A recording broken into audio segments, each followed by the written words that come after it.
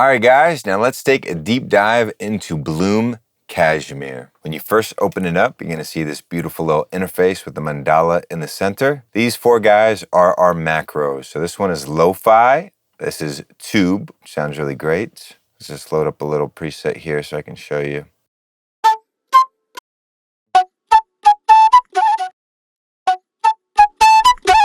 So you can get a really nice distortion out of that, and you get this nice lo-fi sound. Over here, we've got width, just to make anything that was originally a mono signal wide. Like that. And then you got space, which is reverb and delay. Now, you might have noticed I dragged a sound here. These sounds here are the palette that you are working with.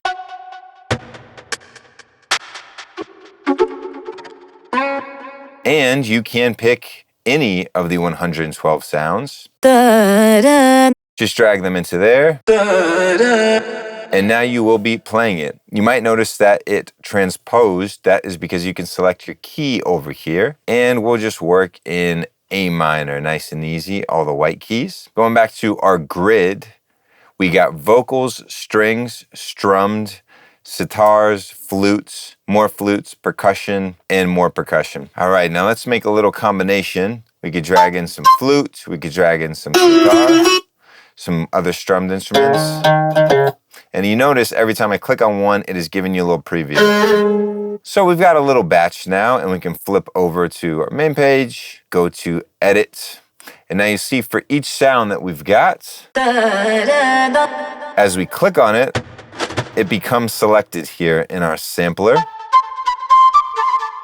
And you can select the loop region like this.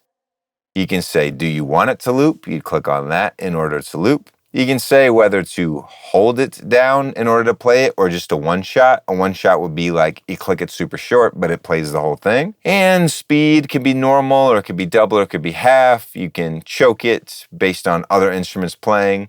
Over here on the grid, when we're selecting our loop region, we can do grid, we can do by transient, which is super cool. So you can just find all the different transients in your loop and make a loop based on that. Or you can just turn it off and you can drag it at your will. If you want to use a grid, of course, you can change the quantization of the grid there. So 1/16, 1/8, 1/4. Over here, you've got your basic ADSR controls. So you've got attack, you've got release. You can also handle pan, you can handle volume, you can handle pitch, and you can handle the formant independently of the pitch, which is super cool.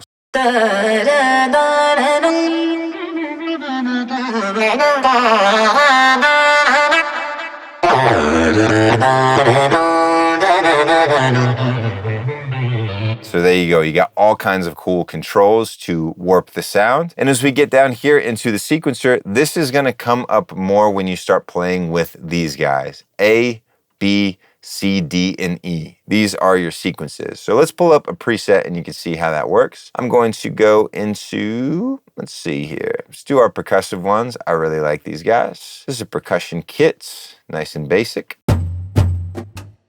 So here we got a bunch of one shots. But if we click the sequence, it is using those one shots to create a loop. And you don't have to just use the loop that it gives you. You can edit it, go into full screen, is the way I like to do it. And you can see we've got like a little drum sequencer basically here. And as we click it, you can see it running through that sequencer. The most basic thing you're going to be using is the trigger that just says, okay, here's all our different instruments or different sounds that we've got, and when do we want them to play. So what you're seeing here is all the triggers on the different drums.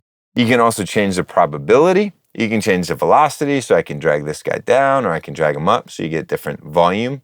And you can change the pitch. You can change the attack, you can change the release, timing, so you can make it a little early, a little late. It makes it really fun to, within just the plugin, you have like a little mini DAW that you can create drum beats out of. And then by the time it hits your DAW, we only really need to hit one note. So if it's, let's find that guy.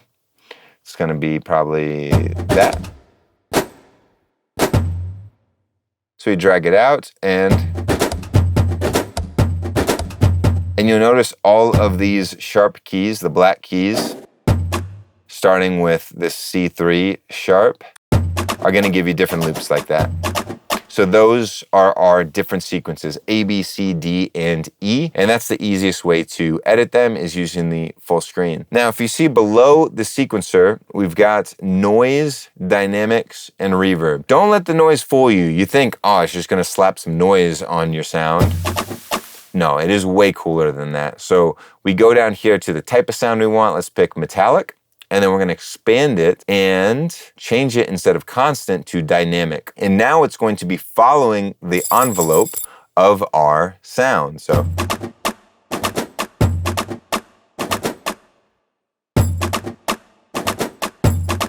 now it's adding little bits of metallic noise onto the drum beat. And if I set the threshold down, you're gonna hear more. So it's not just about statically adding noise, although you can do that also. For like a lo-fi sound, you can add some tape noise, vinyl noise. You can make it dynamically follow the drum beat or whatever else that you're playing, adding cool metallic sound onto it, adding some mechanical sound, some interference. You get some really cool creative stuff going on there. So going out of noise for a second, dynamics, you of course have a compressor here, but you also have transient control, so you can change the attack and the sustain. So you can make it just more about the attack rather than the sustain. And of course we have reverb over here. And the reverb is what you'd expect. You've got your choice of hall, plate, and spring. You can change the mix of it. Right? And if you expand it, you can control the tone of it as well. You can set a little filter here. The nice thing about these effects back here are that you can modulate them. So you've got over here, we can turn on reverb, or we can turn on pitch, we can turn on volume, low cut, high cut. And as we select a sequence, let me find out my guy, probably up here. You can do cool things like control the reverb over time. So if we wanted to, we could do a little sweep at the end here. Something like that.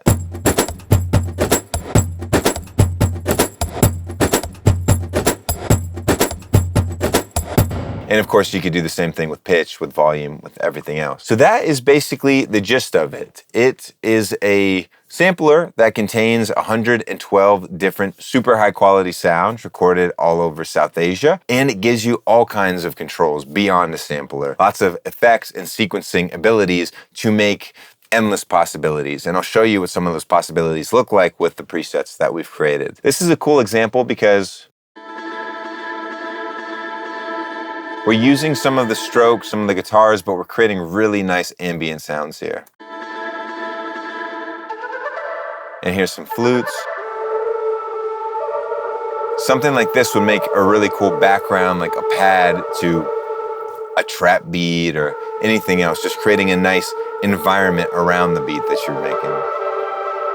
If we go to our other effects, cool flute transitions.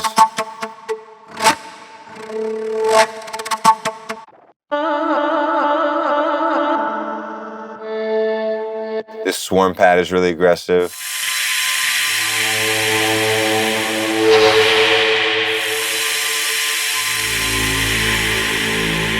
So even though these are Indian and South Asian sounds, their application really goes beyond that, and you can create cool cinematic world building kind of stuff. Going over into melodic. These use the different strings, guitars.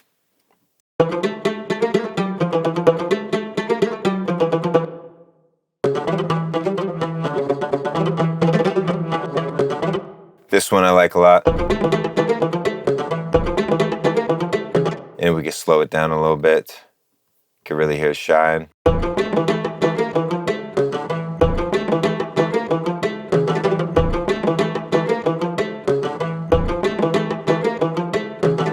And what I love to do with these presets is just go to the sequences right away and see what the person making the preset, was me or somebody from my team, was kind of envisioning how to use the preset. And then you can go to full screen here and edit what they made and see what's going on in it. And if there's something that you want to change, you can totally do that. Like maybe just instead of one of these guys over here, we put another one there, another one there. Right? You can do anything that you want. You can hear sort of like a mini song starter idea, and then you can go and edit it and make it your own, which is super cool. If we go into the KSHMR section, you're gonna hear these are more like song starter ideas that have drums mixed with melodics.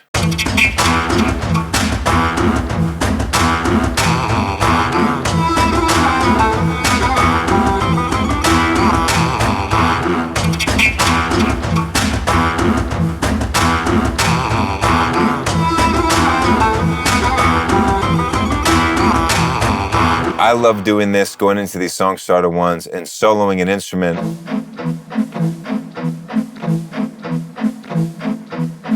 And maybe I really like that, and I'm like, okay, that's super dope, so I'll just pick that one out, or go over here and check this out.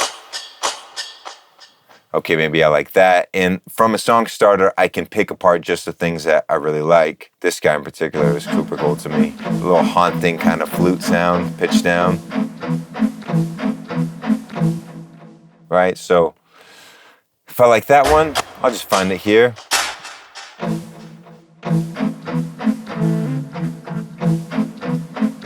And then I can find that on my keyboard.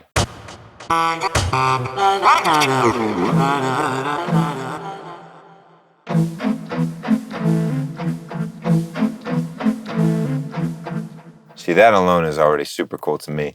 And then we'll maybe make another instance of Bloom marching. Sounds cool over this. Let's see what the different presets offer. Already sounds pretty cool.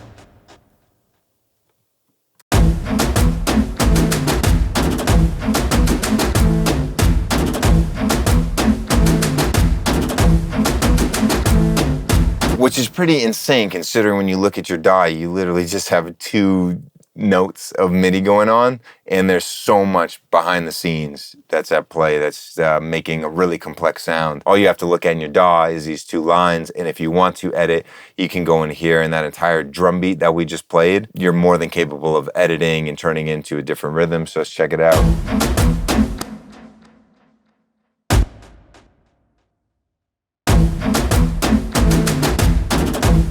All right, so let's see what we got here.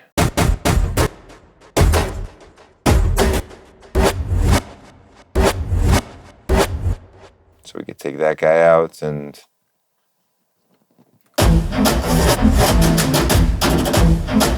already sounds kind of freaking cool.